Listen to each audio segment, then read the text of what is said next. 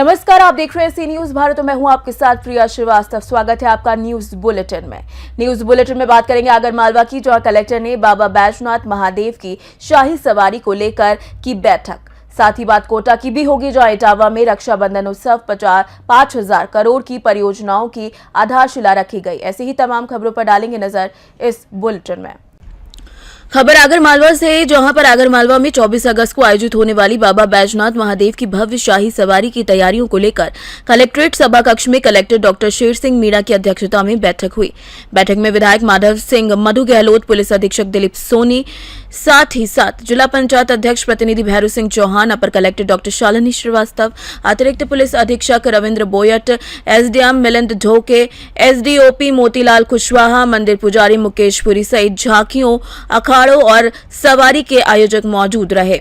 बता दें कि एसडीएम मिलिंद ढोके ने सवारी के रूट, पालकी, झांकियों, अखाड़ों और बैंड के क्रम की जानकारी दी। बता दें कि कलेक्टर डॉक्टर शेर सिंह मीणा ने सुरक्षा व्यवस्था के लिए कार्यपालिक मजिस्ट्रेटों की तैनाती और रूट पर आवश्यक व्यवस्थाएं सुनिश्चित करने के निर्देश दिए हैं। बैठक में दर्शन, पार्किंग, रूट डायवर्जन, वैकल्पिक मार्ग, पेयजल, साफ सफाई और यातायात व्यवस्था पर चर्चा हुई और विधायक मधु गहलोत सहित उपस्थित सदस्यों ने सुझाव दिए। आगर मालवा से सी न्यूज संवाददाता हर्ष अहमद कुरैशी की रिपोर्ट। भरतपुर से खबर है, जहां राज्य निर्वाचन आयोग द्वारा नगरीय निकाय क्षेत्रों में आदर्श आचार संहिता लागू कर दी गई है। जिले में प्रथम चरण में 9 सितंबर को नगर निगम भरतपुर, नगर पालिका भुसावर और रूपवास और द्वितीय चरण में 11 सितंबर को नगर पालिका वैर, बयाना, उज्जैन एवं नदबई में मतदान होगा। जिले में 237 वार्डों के लिए 373 मतदान केंद्र बनाए गए हैं, जहां 3,13,433 मतदाता मतदान करेंगे।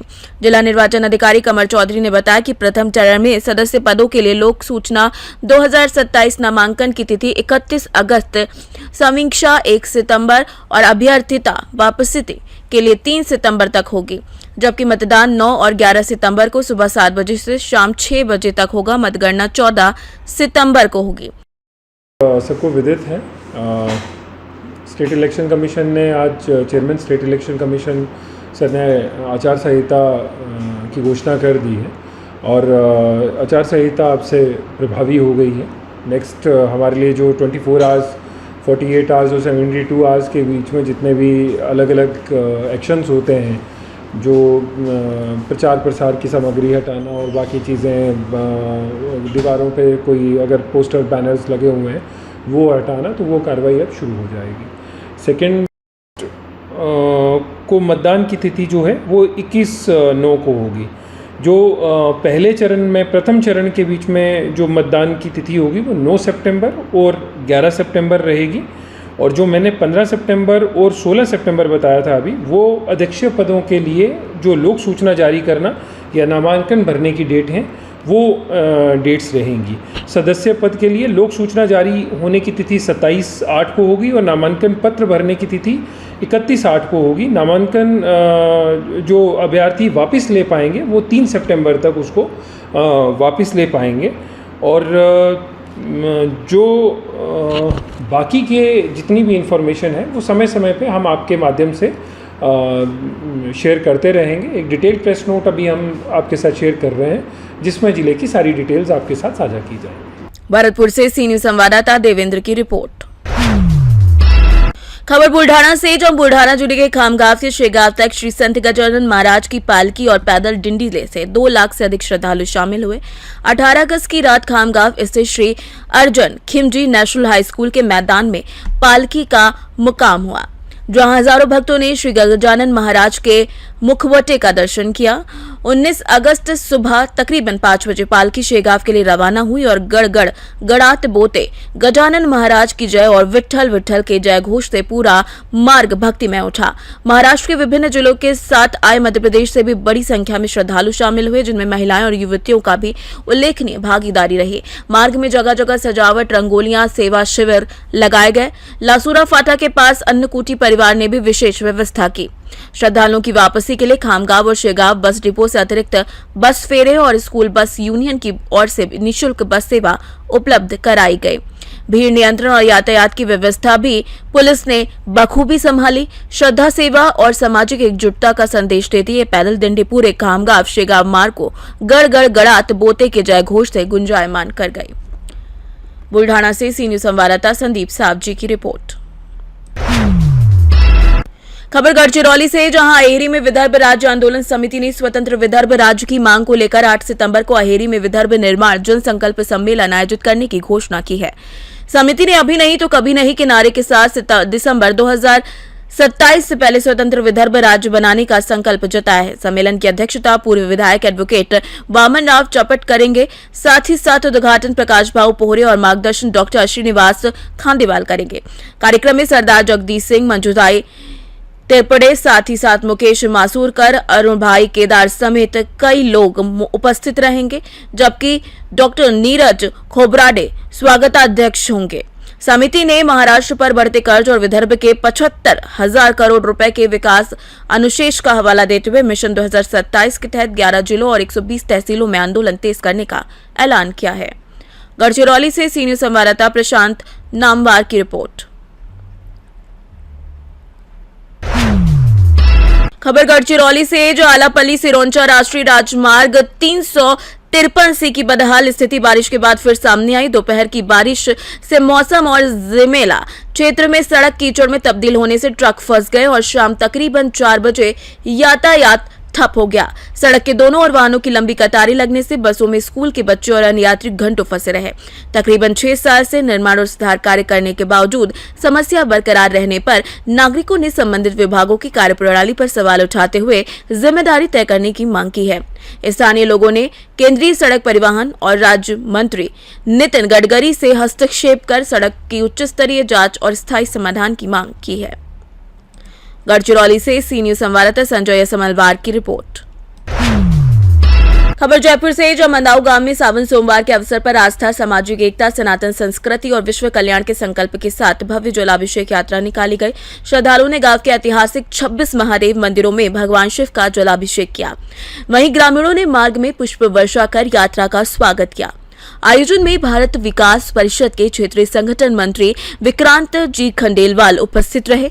यात्रा संरक्षक कर्मचंद बोहरा ने पदयात्रियों को दुपट्टा पहनाकर यात्रा रवाना की।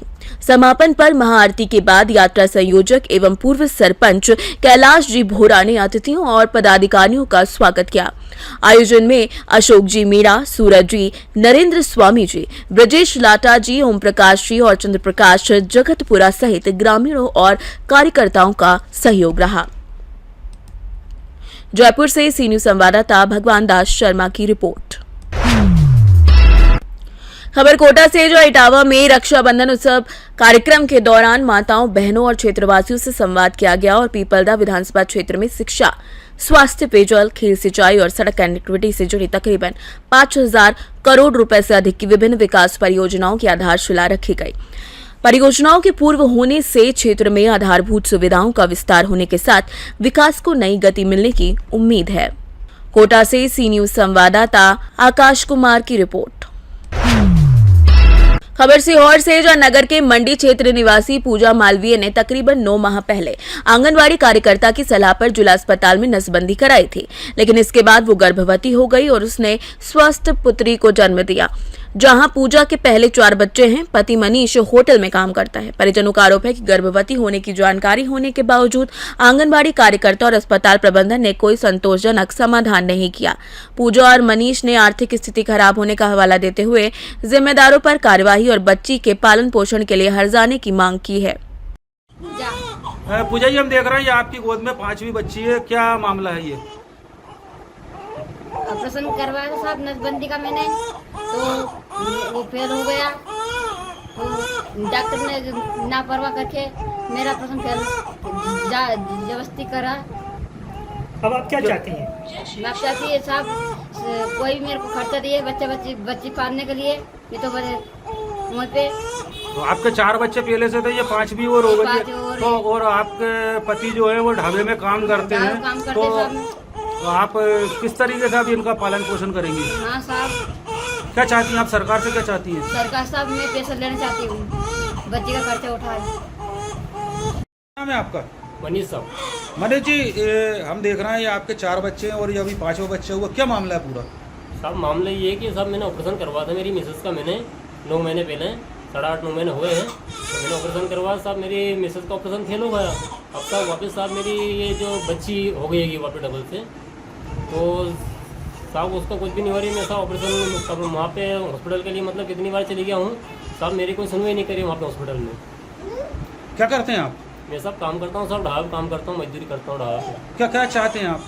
साहब यही चाहता हूँ साहब, मेरी बच्ची का अब इतने दिन हो गए, मेरे साहब चार बच्चे पहने के हो गए, मेरे को साढ़े 5वां हो गया है। तो मैं चाहता हूँ मेरे बच्चे के लिए कुछ थोड़ा कुछ पालन पोषण कुछ हो जाए, आपके सरकार साइड कुछ मिल जाए, मेरे को तो अच्छी बात नहीं। तो अब जो है वो तो ठीक है। क्या आप मानते हैं जिन्होंने ऑपरेशन करा उन्होंने ऑपरेशन में लापरवाही बरती? जी साहब बहुत लापरवाही रही, हम साहब कितनी बार चले गए, मतलब हमने बहुत कुछ बोला वहाँ पे, माँ की कुछ सुनने कोई तैयार नहीं है, हमारी बात को सुनने कोई कुछ भी तैयार नहीं है। मैंने बहुत कुछ बोला वहाँ पे जाके, बाकी उसके बाद में हमें सब डरा धमके वहाँ भगा देते हैं। सीहोर से सी न्यूज संवाददाता रजनी राय की रिपोर्ट। सीहोर से खबर है जो सीहोर इछावर के वार्ड नंबर 12 में नर्मदा लिंक परियोजना के लिए L&T कंपनी द्वारा खोदी गई खुली खंती में भरे पानी में डूबने से 3 बच्चों की मौत हो गई। दोपहर तकरीबन 1 बजे सुभाष सिंह के बच्चे पृथ्वीराज और प्रशांत अपने बुआ के लड़के दीक्षांत और अखिलेश के साथ मोगरा रोड स्थित खंती में नहाने गए थे। बताया गया कि पहले एक बच्चा गहरे पानी में डूबने लगा, जिसे बचाने 2 बच्चे अन्य पानी में उतरे और बाहर निकाल लिया, लेकिन पानी भरने से उनकी हालत गंभीर हो गई और अस्पताल ले जाते समय रास्ते में तीनों ने दम तोड़ दिया। हादसे के बाद सुभाष सिंह के परिवार में मातम छा गया है। सीहोर से सी न्यूज संवाददाता रजनी राय की रिपोर्ट। खबर उमरिया से, जहां ग्राम पंचायत रोहनिया के ग्रामीणों ने सार्वजनिक वितरण प्रणाली के तहत कई महीनों से राशन नहीं मिलने की शिकायत जनसुनवाई में पहुंचकर अधिकारियों के समक्ष अपनी समस्या रखी। ग्रामीणों का आरोप है कि विगत कई महीनों से उन्हें नियमित रूप से खाद्यान्न नहीं मिल पा रहा है, जिससे उनके सामने परिवार का भरण पोषण करने की समस्या खड़ी हो गई है। ग्रामीणों ने बताया कि राशन के लिए उन्हें बार बार उचित मूल्य की दुकान के चक्कर लगाने पड़ रहे हैं, लेकिन समस्या का समाधान नहीं हो रहा है। लंबे समय से राशन नहीं मिलने से ग्रामीणों में नाराजगी है। ग्रामीणों ने जनसुनवाई में आवेदन सौंपते हुए मामले की जांच कराकर हितग्राहियों को बकाया सहित नियमित राशन उपलब्ध कराने की मांग की है। अब देखना होगा कि प्रशासन इस शिकायत पर कितनी गंभीरता से कार्यवाही करता है और ग्रामीणों को कब राहत मिलती है। मेरा नाम राजेश द्विवेदी है, ग्राम पंचायत रोहनिया से आए हैं जन सुनवाई में। रोहनिया उचित मूल्य की दुकान में मार्च अप्रैल से अनाज वितरण नहीं किया गया है। इसके बाद मई और जून में कुछ लोगों को दिए हैं, फिर अभी जुलाई और अगस्त का फिर गल्ला नहीं मिला है सबको। हम ग्रामवासी इसके बाद हमें 181 में शिकायत किए थे। इसके बाद अधिकारी यहाँ खाद्यान्न विभाग के रोहनिया में गए हैं जांच के लिए। वह आश्वासन दिए कि तुम्हारा 2-3 दिन में हम पूरा गल्ला बंटवा देंगे, 181 बंद करवा दो। हम बंद करवा दिए 181। इसके बाद ये 15 दिन होगा कुछ नहीं किए। इसके बाद हम पूरे ग्रामवासियों को लेकर मैडम के पास कलेक्टर की जन सुनवाई में आए कि मैडम हमारा हक दिलाया जाए आना। कितने लोग प्रभावित होंगे जिनको गल्ला मिला? ये 2 माह का तो पूरे गाँव में नहीं बांटा, पूरे पंचायत में। संख्या क्या है? संख्या तो सर कम से कम पूरे पंचायत में 2000 से तो ऊपर होगी सर। जिनको गल्ला नहीं मिल रहा है कितने लोग? 5 गांव के हैं, 5 गांव में आपको गिनती नहीं लगा। मैडम बोले कि तुम्हारा अनाज मिलेगा। अभी अधिकारियों को बुलाए थे फूड वाले को कि इनका तुम आओ एक सेल्समैन के ऊपर FIR कर वसूली करवाओ। नाम है बरातू रोहनिया। क्या आप समस्या को लेकर आए? समस्या लेके आए हैं कि खाद्यान्न नहीं मिल रहा है। कितने माह से? आज कम से कम वैसे तो मान ली 5-6 माह से खाद्यान्न के कुछ पावत है, कुछ देते है, कुछ देते नहीं। क्या नाम है सेल्समैन? अब उसका नाम मालूम नहीं है। कितने लोग होंगे जिनको नहीं मिल रहा है? अरे बहुत लोग हैं, कम से कम आधा से ज्यादा है। आपने कई बार शिकायत की है? शिकायत अभी अगले बेर शिकायतें अब है जब गई जांच में और का करके कहें कि 8 दिन में निपटाई गई थी। अब 8 दिन की है, अब 20 दिन बीते लगे, कोई उसका निराकरण नहीं हुआ। अब क्या बोली आज जन सुनवाई में? अब आज जन सुनवाई में दे दिए हैं, बोले हैं कि ये कल गल्ला हम पीछे अबे वाले गल्ला कल देंगे। उमरिया से सी न्यूज संवाददाता नीरज यादव की रिपोर्ट। फिलहाल इस न्यूज बुलेटिन में इतना ही। देश दुनिया की बाकी और खबरों के लिए आप बने रहिए सी न्यूज भारत के साथ।